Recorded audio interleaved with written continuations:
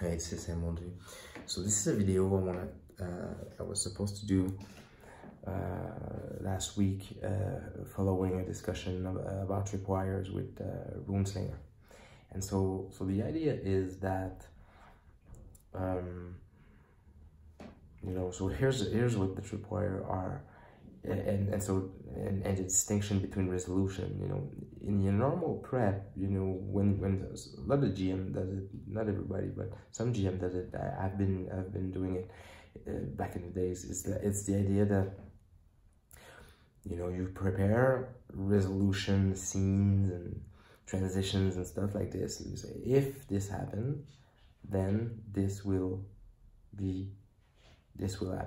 This happened, this will happen. So if the player goes there, this will happen. If the player do this, it will unleash that. But tripwires in Circle of Hands are more on the level of, if this happened, or if the players accomplish this or do this, or if this occur, then these are the consequences that might gonna be happening in the world or in the campaign, or or on the meaning of what it's gonna be like to be part of this world and stuff like that. So it's a little bit more nuanced, a little bit deeper. And so I asked a question to Anthony, because I discussed this with some of my fellow gamers. It's that we all have known someone who goes like this, where he says, you guys don't know, but I know that this and that happened. So like, for example, it's like GMs and players alike, there is stuff that happens in the session, and there's a guy around the table who make up in his mind all kinds of consequences that happens, and it's never been said in the game, it's never been said in the session, and it might never happen. And so what's interesting for me is it relevant? And how I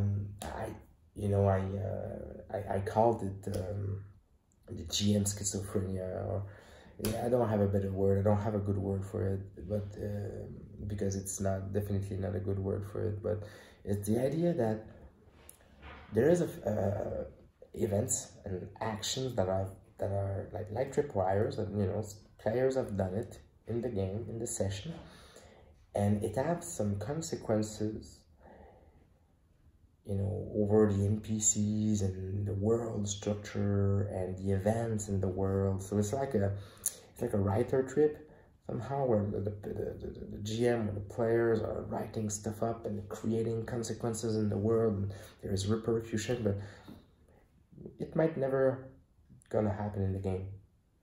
And most people, and maybe half the time, nobody never see it, nobody never hear about it, nobody talks about it neither. So it's just in his head, right? And so for me, it's fascinating, and so I discussed with some of the people. For me, at the beginning, my knee-jerk reaction was like, it means nothing.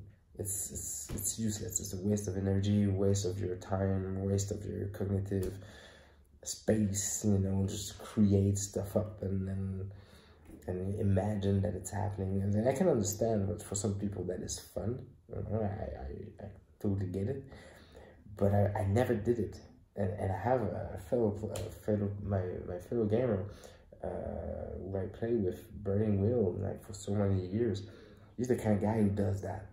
And imagine for himself in his head, what's are going to be the repercussion and the consequences of these events and actions, and not necessarily share them, sometimes yes, but sometimes not, since I'm not super interested in stuff that happens in your head and we have no reason whatsoever to talk about. I don't go for those. I don't ask question about that, you know, outside the game or whatever. And but sometimes he was just sharing that with me, like, hey, this and that, yeah, but I know. I know what's happening. And I'm like, okay, so it fills up your head, it fills up your imagination. Good for you.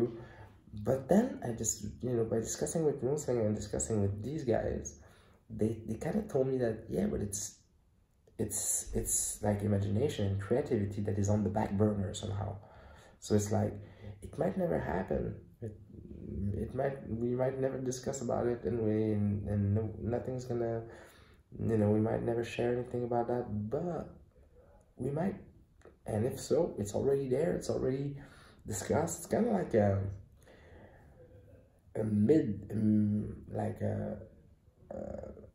in between prep kind of approached things, where it's like, it's not a prep on paper, it's just like, I know this and that, so maybe if the situation happened, I already have it in mind, kind of thing. And I'm like, all right, okay, so it's fair enough. So what do you guys think about that? Like, because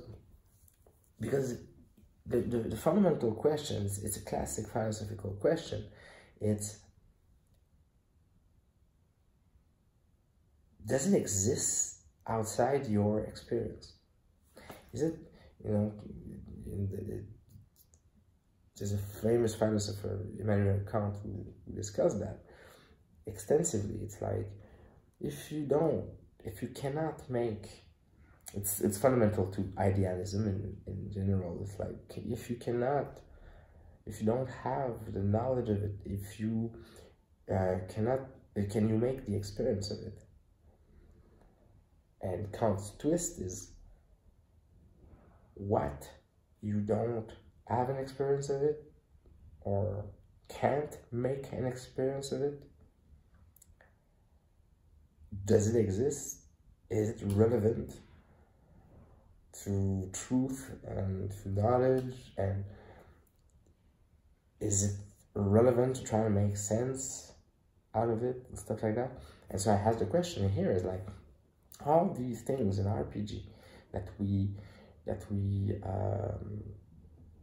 don't experience in play, that doesn't occur in play, is it relevant? You know, for the people who like this objective reality to be discovered, they need that. They need a living world outside their session. You know, they need and it's really, I like 7th Sea 2nd edition for that, because they have a mechanic for that. There's a mechanic to deal with, you know, what happened to your reputation and the power struggle outside of the events of the session. So you play the session and you have a mechanic that helps you manage the ripple effect of these actions and repercussion in the setting. You know, 7th Sea 2nd edition is just gold for so many things, such as that. And I'm thinking about it. I'm gonna go back and read it again, just to maybe hack it and put it in other games. Just you know, when you play a style where it's about the objective reality to be discovered, such a mechanic goes a long way around fiat and just making stuff up. Because when you play in an objective reality style, you don't want to make stuff up. You know, you want it to be discovered. You want it to be this hard reality, this hard objective truth about the world. But so for me, it's like, since it's a matter of spectrums, like, where does it start to be relevant? You know, would be a good question here, because in an arrayed reality to be created, some end of the spectrum, if it's not there, you know, how much relevant is it? So yeah, I find it fascinating. This is one of those really interesting things, because this hobby is about imagination and creativity. So what's the part of it that we want to allow in our games? Because, you know, people who are really and I'm not talking about module, but the people who really want this objective reality to be discovered thing, they want a guy, they want one player, the GM, to have it all, to embody that truth, to embody that reality. So just they want to ask him questions, they want to use a mechanic to find out what he has in mind. That's the whole structure of this part. And so creativity is really to a minimum, because it's becoming that part where you decide to do things as a character. So the consequence, and outside of all the really basic action you do and decision making you do, it's not up to you. You know, so like Runslinger mentioned in his video this morning, the feel of play. You know, it's different skills, and it's not a matter of which one is better or what. You know, it's really just a matter of you know, acknowledging these styles, this spectrum, acknowledging the skills that they demand, and definitely need to be discussed in social contract. Otherwise people are gonna be frustrated. People are gonna have you know, bad experience. And I really like this video, the feel of play. The title, yeah, I agree that the title is a little abstract, but it's really about what are these skills that are required, you know, along the line, and just acknowledging that, you know, there is something, and I don't want to make a psychologization of the hobby, but a lot of people, you know, might have considered their hobby as a really creative endeavor, you know, but depending on where you are on the spectrum, creativity is not super there. It's not the big thing, you know. It's for me, it's not the big thing at all. It's, you know, depending on where you are, when you play a module, you know, creativity is not really required. It's there, of course. And imagination is there a little, but it's really the minimalist end of the spectrum where these are. And so a lot of people just have a hard time making sense out of that. But besides, and so they would see it equally, you know, all around the spectrum. On the other hand, you know, when you are playing in a narrated reality to be created, you don't want to do problem solving. That's not what you are there. You don't want to do problem solving. You don't want to do deductions, like stuff like that. And this is really interesting, because when you mentioned Postmortem, the game that I've been working on, the challenge, the tool, the force that I was trying to do is basically utilize going, you know, allowing deductive skills in a game where you cannot problem solve, since you create everything. So the mechanic is supposed to allow for that, and this is what I claim this game is able to do. So yeah, but anyhow, so yeah, so what do you guys think about the idea that sometimes people have, it doesn't make sense? Is it relevant to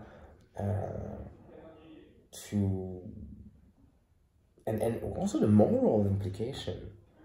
Think about it. Like, you play with someone who actually makes the world change in his head, and he's sitting next to you, and he doesn't ask you the permission to do so. So there is a moral question there as well. So yeah, all these questions. Thank you for watching. Talk to you soon.